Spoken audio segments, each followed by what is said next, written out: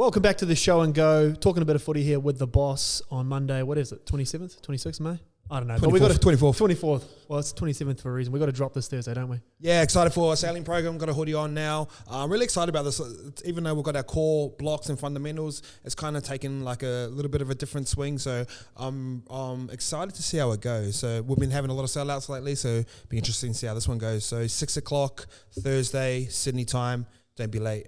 The heather grey hoodies, the half zips, definitely my favourite by far. But the jacket as well is a fucking vibe. So I think those jackets will go first. Those jackets will go first, but I'm telling you, the little half, quarter zip? Quarter zips. Quarter zip? Fuck, man, vibey. Yeah, they're cool. It made scope look good, so they're pretty good. Yeah, but we'll be dropping like blogs and stuff on it, so you guys going to see. There's going to be heaps of lead up time to this, so when it comes 6 o'clock, you know what you want, you know what sizes you want, so a better chance of getting it. And for all the boys back home asking me if I can get you clothes, I can't. Just get ready to go. Yeah, I don't let anyone in. So that's what I mean. I don't get in early, so stop asking me. Yeah. But let's talk a bit of footy. Obviously, we're going to start with the good. We'll go through the bad and the ugly, and then end with a bit of good as well. I think it's a good structure for a footy show. So let's start with the Scope Cup because it was the first thing we spoke about when we had coffee this morning. Probably the game of the round. Manly versus Para. Manly just on another level. I didn't think Para were that bad, but they were just completely outclassed by Tommy and the boys. Yeah, I think so too. When I was looking, like I don't really look too much into stats, but watching it from a eye level, I was like, oh, Para actually playing alright here, but Manly, like you said, were just so much better. And yeah, our boy Tommy, I mean, you've sort of. Now, probably is the best player in the game. I know I said Nathan last week. He's probably going to like chop and change every now and then, like fucking songs on a chart.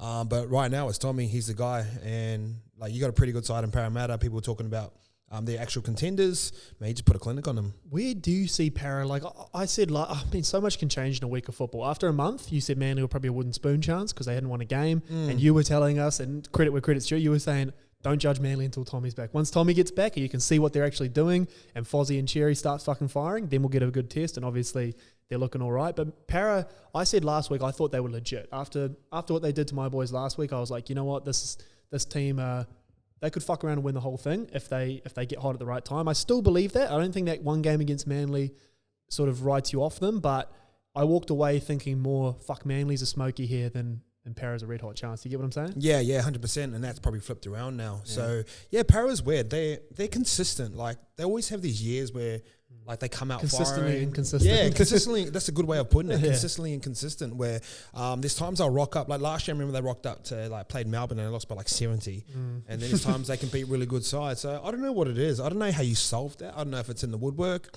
So, a lot of the times when you go to clubs, they say, like, the culture's in the woodwork off the back of history. And I think Para kind of got that around them. Like, probably all the old guys death riding them still. But, yeah, I don't know who fixes it. I don't know where it starts from, where it's, like, coaching, or is it on Mitch Moses now? He's probably their most important player. Yeah. I've seen Gufferson do his captain's speech before giving Joey Lussick a top. Like, he speaks really well. I was listening to that. I was like, fuck, this is cool. This is cool content. So, yeah. Shut up, Boca. And they've got the team. Yeah. And like that's probably the disappointing part from probably as a Parramatta fan and people that support Parramatta. It's like they've got a great coach, they've got a great roster, they've got probably the best stadium, and they've got probably one of the most loyal fan bases in the comp. So it's just you got to marry it up all at the right time. And saying that, we're only like round 8, 9, 10. You know what I mean? Like who cares? Yeah. I think on the other side of the ball, talking about Manly.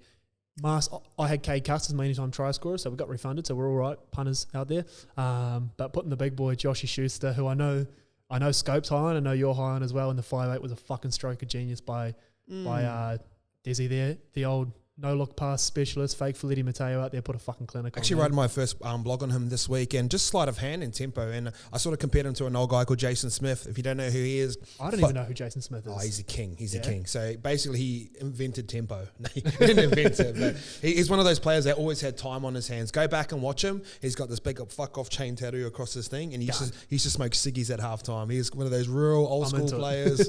Played for Canberra, played for North Queensland. But when you watched him play, bro, you just always had time, always had time comes from tempo, and all the great players have it. And Josh Schuster is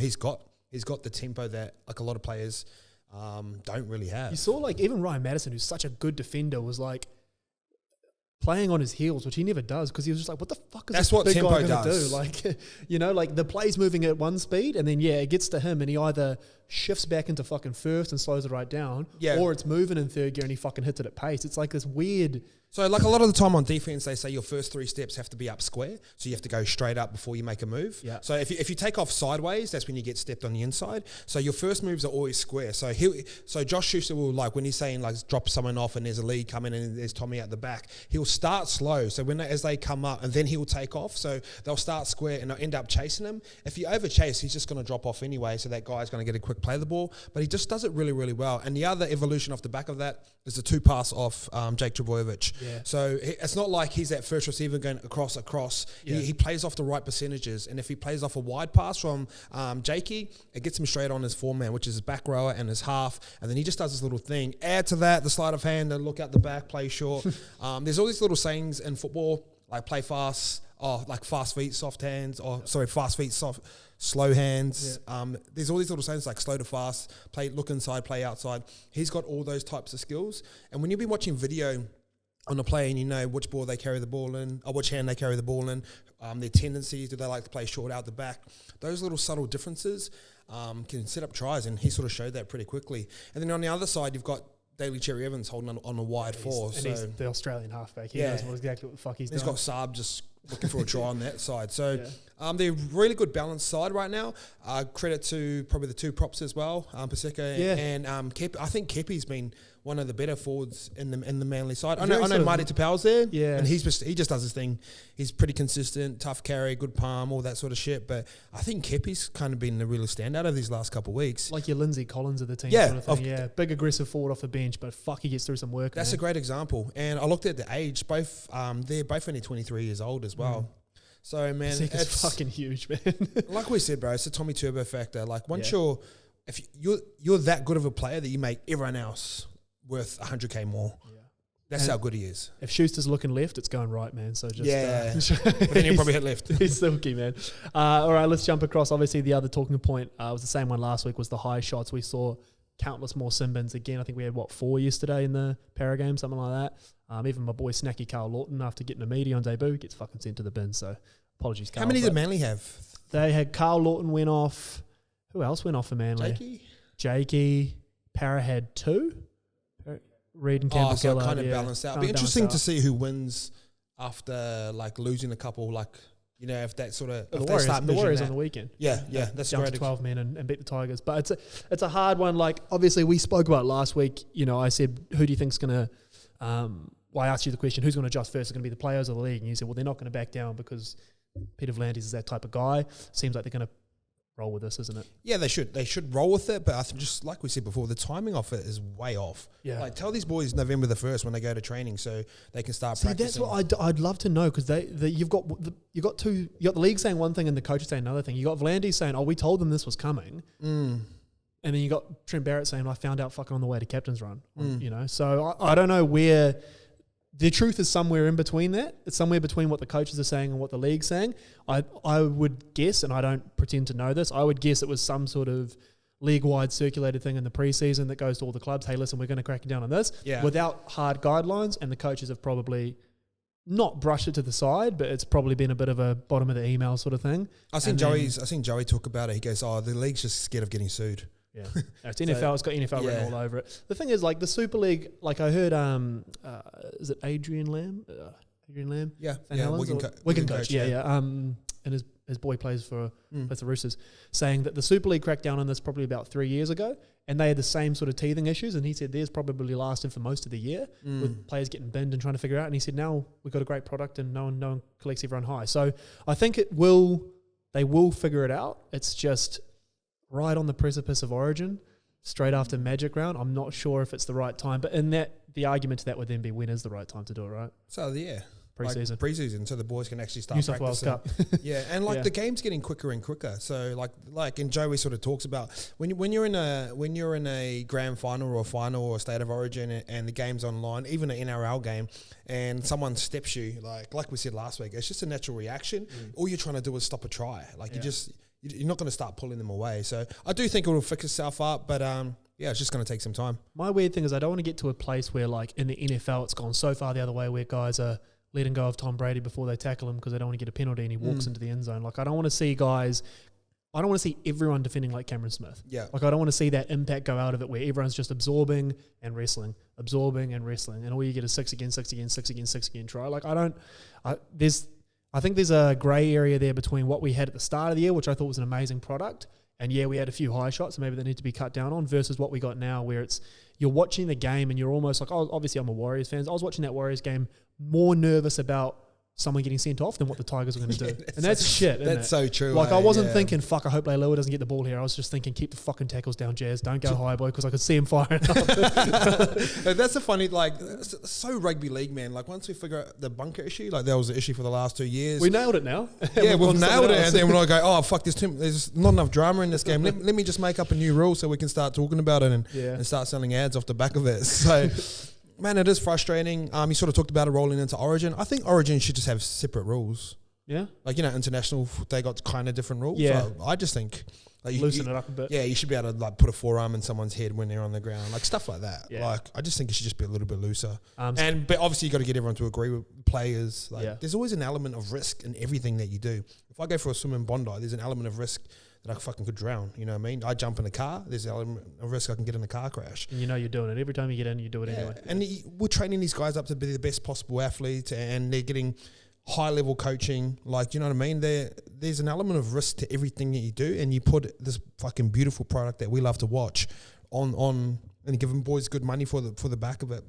I think they understand the risk. I heard, I think it was on the Sweet and Soured podcast. I think I heard Jamie Soured, apologies if it wasn't Jamie Soured, and I'm not giving someone else the credit, but talking about how if it's the Joey Johns issue, if it's an issue of liability down the line, work with the RLPA and tighten up the player contracts. Get it all written in there that they are 100% liable for any and all damage. You know what I mean? Like, tighten up that part of your contracts, which apparently now, shockingly, I have never signed an NRL contract, but it's a bit loosey-goosey in that sense now. He's like, tighten that up and leave the game alone.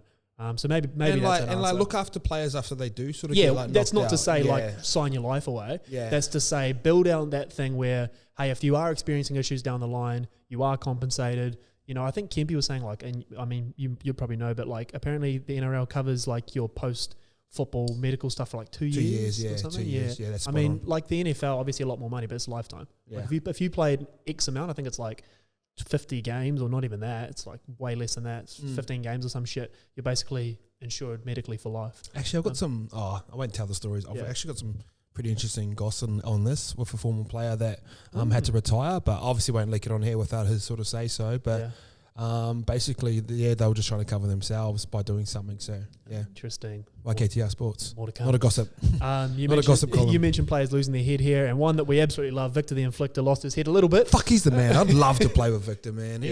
Just everything about him, bro. He seems cool. You can go have a beer with him. He's fucking tough. He can play. He's just, I don't know. I saw him at Fishbowl in Bondi. Oh, yeah. Having a little snack on local Wednesday. Yeah, you're local. Victor's this is one of the most frustrating things about this whole head high crackdown.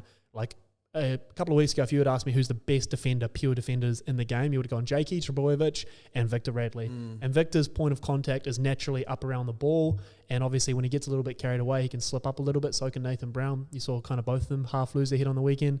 I don't know whether that was more Tavita getting under his skin or Radley just losing his head, but you could tell after that first sin bin that like you weren't pulling him back in line, eh? Nah, he was gone. There's some players, man, and he's one of them. Like once they get past to a certain point, like, you go, bro, I'll give you $1 million if you calm down. But the last thing you want to see is a guy like Victor Radley take that aggression out of his game, right? Nah. And like, I think that's a great thing about that really separates us from Union is like the way that our game's set up is that we've got that 10 meters apart and the kick off into our certain style that allows for that type of contact, and it makes us like super interesting and which makes for better content. But yeah, it's just like, you don't want to be just, like you said, you just don't want to see a wrestle-a-thon. You don't want to see just like legs tackles and shit. Like if everyone starts tackling around the legs, everyone's just going to start offloading anyway. So like go tackle Marty Tapau around the legs. Well, what's he going to do? Just fall down? Old school players always talk about that, and it does my fucking head. Imagine if they put a limit on, just chop him around the legs. I'm like, because he's going to offload it. You dumb fuck. Because he's got Tom Trebojevic screaming on his left shoulder. Like, imagine if they put a limit on offloads. Yeah, and you're thinking here, like, we got 4 more boys. No, per play you can only offload 3 times. Silly suggestion of you there. I was hanging out on the weekend, so he wants 14 got shit ideas hanging in. 14 players on the field, Simi. Let's move on then. Obviously, Jack Bird is obviously another big storyline out of the weekend, copping a lot of online hate for basically showing emotion after a loss, which I thought was a bit. I mean, I don't know where we go with this. Go to the other side of that argument. Players lose a game and they seen smiling, shaking someone's hand. Yeah, like they're like, oh look, he doesn't even fucking care. After the Warriors, after you put a lick on them, my boys. Yeah. But like, that actually happened. That like, oh, the boys are smiling, like talking ice, like because I know ex-players, ex-teammates. So it's a shit thing about our sport at the moment. Just in Australia in general, there's, bro, I don't know. I thought the cool part about it, obviously, was all the players coming out in support of Jack, and it's not even just Jack. What was that Instagram page? Athletes Are Humans? Is that what they're called? Shout out to them. Yeah. Do you know what's funny? Last week, I put up a tweet on YKTR Sports. I'm like, oh, shout out to all the boys calling out. Yeah. Bro, I almost, because I've got Corey's Instagram as well, for more so for work purposes, not fucking diving into his inboxes or anything like that. You don't want to read that. Bro, but when he's playing, some of the messages that come through are fucking disgusting. Really? Like death threats. Like, I hope you fucking do your ACL. All this different type of shit. YKTR gets it as well. Like, I get it as well. They're like, I'll tell your fucking mate, stop trying to sell clothes. Like, Corey does nothing here. Like, literally, he sits on a podcast. And then, like, I might start screenshotting him and calling him out. Fuck him. Yeah, fuck him. This is the thing, bro. Like, and I heard... and do you know the other side of it? If one NRL player said one of those messages to any type of person... Career over. Done. Back page of the paper, publicly called out, so you're a fucking entitled cunt. You know what I mean? Fucking makes me angry. And, like... fuck it. I'm just going to start calling it out now. I mean, that's what Latrell came out a couple of weeks ago and just said, fuck, if you want to send me that shit, I'll just start blasting it out. Yeah. Cheese has said the same thing. Frizzell, this is the good thing to come out of shit like this is when the players rally around and guys like yourself and just go, no, fuck it. If you want to be a cunt about it and you want to be and you want to be, you think you can hide behind this sort of... The thing that fucks me off is the fake profile stuff. Yeah, you shouldn't be allowed to put fake profiles on Insta. What do you... I don't get... Like, I get the whole Gary V empathy, they must be struggling in their life sort of thing, but there's no good... Like, there's no way you can feel good about talking shit about someone. I just don't get that, man.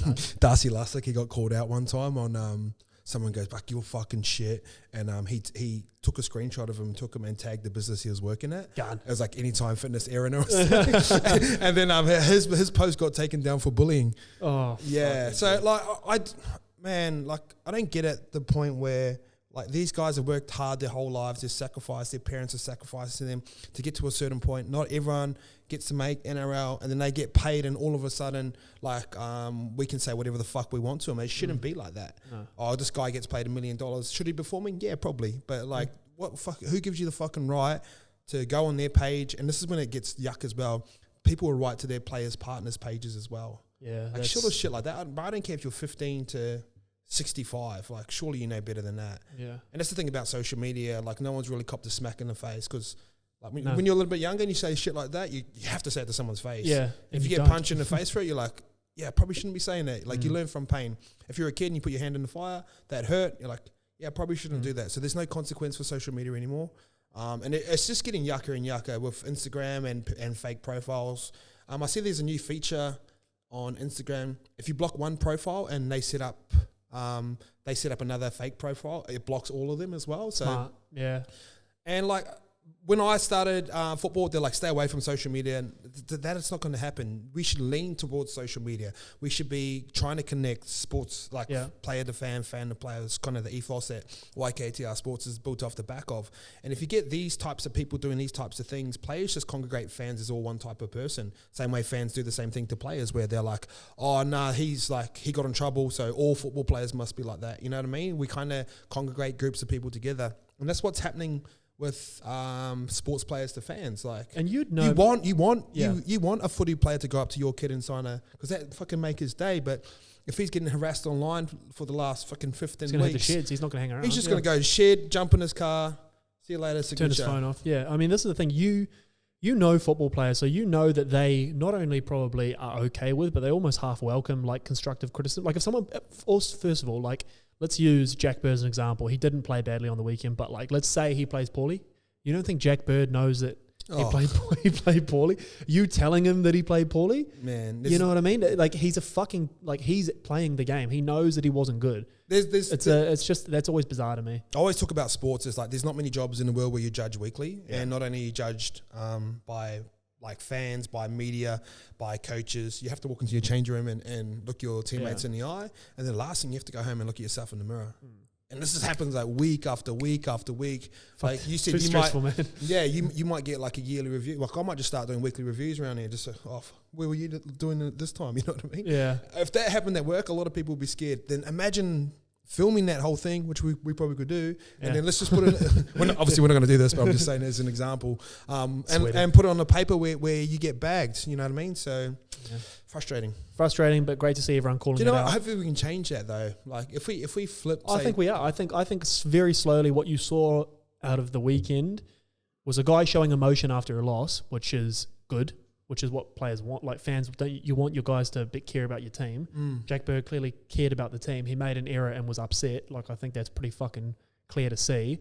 And I think the response you saw after all the shit, which is what we are trying to get rid of, was overwhelmingly positive and supportive. So the shift is happening. It's just and like the boys, like I said, the boys do know this. Like Corey obviously didn't kick well on the weekend, and then he's having a go at me over the week. I'm like, that's not my fault. You know what I mean? So there is a long tail off the back of it. Players do understand when they haven't played well or when they've cost themselves or their team the game, they understand that. Like Corey was also very good for 70 minutes. But you know what I mean? We'll break it down. Let's go from a bit of negativity to the highest of the high. Matt Burton and the Dubbo Panthers putting on an absolute fucking clinic. Undefeated season, looking very good, 11-0. That was the big test for me. 2 more to go. Para round 16, Melbourne in round 20. Is that all they got to play out of the Well, in terms of the big dogs, for me, assuming the Roosters don't get super healthy towards the back of the year, they play the Roosters, but I think they're pretty safe in that regard. But what did you make of that game? And obviously, Souths are probably the bigger talking point, but start with Penrith. Another clinic. I don't remember a side being this good for this long since probably like 02 Bulldogs. Yep. When they went on fair. There, but they were cheating the salary cap flat. I was about to say Melbourne, but they were cheating. Panthers must be cheating the salary cap somehow. Nah. Para those first little few weeks. Do you know what?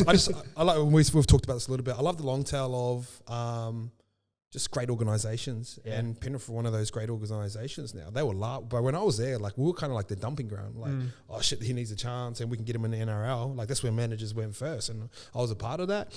And then the 5-year plan, and like, apparently those words never come out of Gus's mouth, but.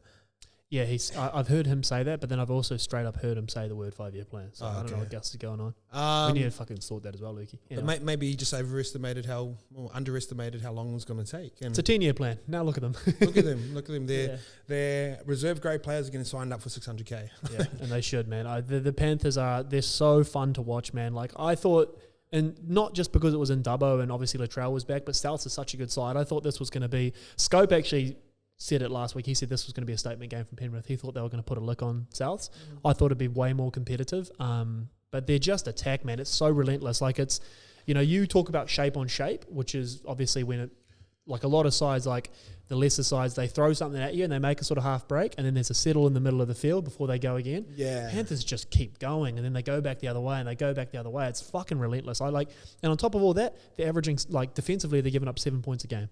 So they got the best attack in the competition, and on top of that, you can't fucking score against the cunts. So it was another clinic from Nathan Cleary as well. Yeah. Oh, just pleasure to watch. You can't even hate on it. Like as someone who loves the rugby league, and you might not like the Panthers because they're killing it or the way they carry themselves, man. I was watching the game at the... If you're a purist, you got to appreciate this type of football. I was watching the game, it's funny you say that, with a couple of Souths, diehard Souths boys at the pub yesterday. They were real fucked off. Like you could tell they were just getting pissed off and spraying the ref for about the first 20 minutes. And then by the end of the game, they were just like applauding all the Panthers tries because they were just like, what can you do? Like the Souths weren't great. Like I know Wayne Bennett sprayed them, but I don't think anyone beats Penrith when they're playing that well. And so I sort of put Parramatta and Souths kind of in that same little territory in terms of ladder, in terms of playing and talent across the board. But I think someone like Souths, they can bounce back better than someone like Parramatta because they've got Wayne Bennett. So if you look historically, if you look over Wayne Bennett's sides, they used to dip, and Jamie Sauer talks about this a lot. He goes, they used to take the foot off the pedal right around about 17 to 20, and then when it gets to 21 to 25, right back up. Like they'll do like a mini preseason. They'll start getting flogged again. So the Roosters do that. Robbo does that really well. Like you always notice the Roosters throughout this dynasty, they fucking peak at the right time. Do you know what Roosters... Side like Para, they peak about now. Yeah. And they've typically fall away. And usually they've been gassed up the whole like preseason as well. They're like, oh, this is our year. And like, if you see those guys like the Roosters, they're like, oh, we're going to start well, but the more important times later in the year. Yeah. And like Wayne Bennett, who's been around a long time, there'd be a lot of pattern recognition. Like obviously you don't want to get pumped. They've been pumped the last couple of weeks from two of the best sides, but there's enough talent in their spine plus Benji. Can I ask you just on that as well, because you spoke about Wayne Bennett, you just touched on Benji then, the call not to throw him in at all when you're chasing points like that and you got a guy like Benji on the bench, strange? Oh, not when you're down by that much. I Just don't no know. point. Yeah, how many what are we, round 10? That was 11, wasn't it? Yeah, that was round 11, yeah. How many round 11s is Wayne Bennett? Like, if you ask him, what's your best round 11 game that you've ever played? I don't think he fucking cares. Nah. So, yeah, I thought it was strange. I thought when they were down sort of 18, whatever it was, 22. Sometimes, do you know what? Sometimes when you're chasing points, it can get worse because you start to pass the ball around a bit more. Maybe, and then it encourages mistakes because obviously there's a bit more air underneath the ball when the boys are slinging it around. So sometimes you just got to know when you beat and just hold your breath to the end of the game. And I don't know if fans don't want to see that, but we'll talk about round 25. Let's swing it back. Yeah. What about that round 11 game? Like, no one cares. I'll be bringing it up. One guy who won't forget round 11 quick is Matt Burton, hat-trick out there, and he's a local boy as well. He's quickly become one of my, along with Reed Marnie, shout out Reed Marnie and Reece Walsh, my favourite players to watch at the moment, but Matt Burton's right up there, and I'm going to go as far to say if he's not the best centre in the game right now, I think it's probably Crichton's the other one, he's right fucking up there, and he's not even a fucking centre. Just an absolute fucking freak, man. Just a product of a great system as well. And I sort of wrote down on my notes here, Ivan come out pretty early on and go, Bulldogs will probably thank us for not releasing him pretty early. I think that statement's going to be very true. He's going to be a better player when he gets there than maybe a premiership winner as well. So he might be rocking out with a ring. He's seen how to run a team off the back of Nathan Cleary. The great system. So, man, Bulldogs should be paying the Panthers now. I think Tommy Turbo is a very much a Dally M Smokey, but Nathan just keeps on going from strength to strength. If he's not collecting 3 points, he's getting 2 every single week. So he's going to be hard to catch. He's going to be hard to catch. As good as Tommy's playing, he's going to be very hard to catch. Let's jump over to my boy, though, Snacky Reece Walsh, putting on the first half Clinic of Doom. And I came out with another bold statement, but we'll leave that for the WhatsApp chat because I love a bold statement. But what do you make of... No, let's put it out there. You said he's better than Sammy Walker. I think he's better. Yeah, I think he's better than Sammy Walker. It's very biased. But I appreciate you being biased now. You got to turn your back on the Warriors. 13 plus every game. That was the best first half. I know, obviously, Sam Walker's had 2 sort of like okay weeks, and I've straight away declared Reece Walsh better, but I am obviously just a prisoner of the moment right now, and right now Reece Walsh is putting on fucking clinics, man. Yeah, he's good. He's good to watch. He gives them such a different look. He's just a pure footballer for one. Those sort of long balls, man, not everyone can see those passes. Right to left to right, doesn't matter. You can see he hasn't been overcoached, and he just plays what's in front of him. He's not scared, and I really enjoyed him at the one, to be honest. That's what I was going to ask you. Sort of my follow up question to that was, I said that I would have preferred him in the 6 jumper, maybe at the expense of Chanel. I thought that was probably Chanel's best game he's played all year. Yeah. In response to that, shows how much I know because Nathan Brown's clearly done the right call. Then moving Roger to the wing, the most important thing is, of course, making sure Rog stays involved through the middle, which he did. And he had 2 line breaks right through the middle. So I think that's the play. Same way New South Wales used Tommy Trbojevic. Yeah, they're playing wing, but let him come in, let him do those sort of 4th tackle. They get legs, tackle, quick play the ball, and the boys go. Yeah, as long as Roger's involvements are there, because Reece can throw passes that Roger can't. But then Roger can carry the ball the way that Reece can, and he's got feet, and he's got experience. You know what I mean? So as long as Roger's out there somewhere, it doesn't really matter. And I don't mind him on the wing because the winger is a super important position. Yeah. I'd rather him there than like a centre. Yeah.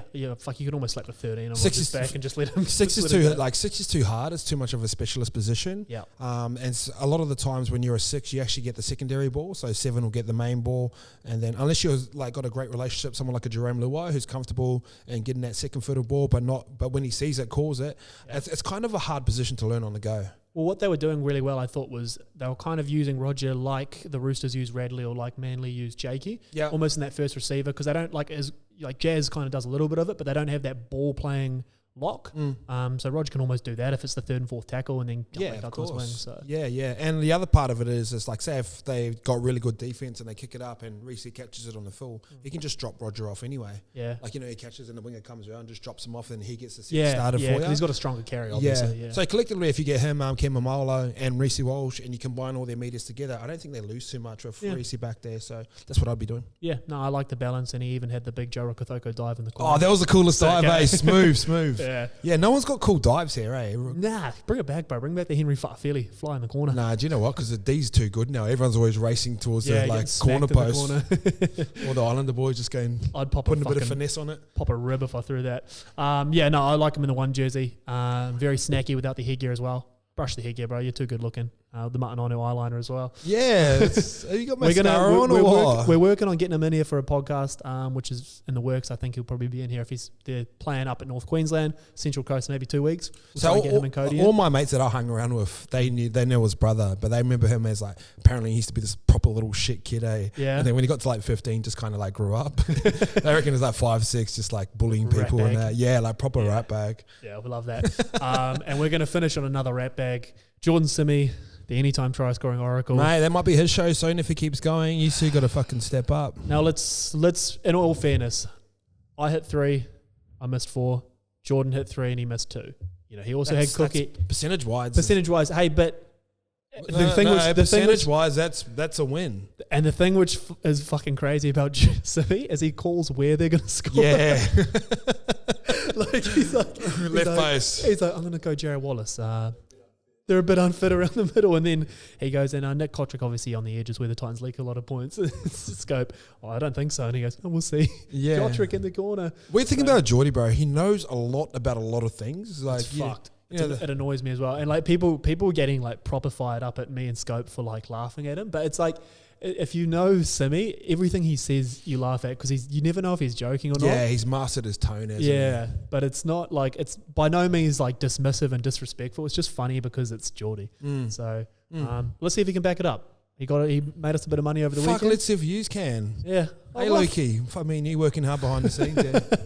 So Jordan will be back on this week. I'm sure he's going to have a few props to score a few tries, and we'll see how he goes. But that'll be the show and go, I think, for us. Fresh drop Thursday. Let's get it. See you guys there.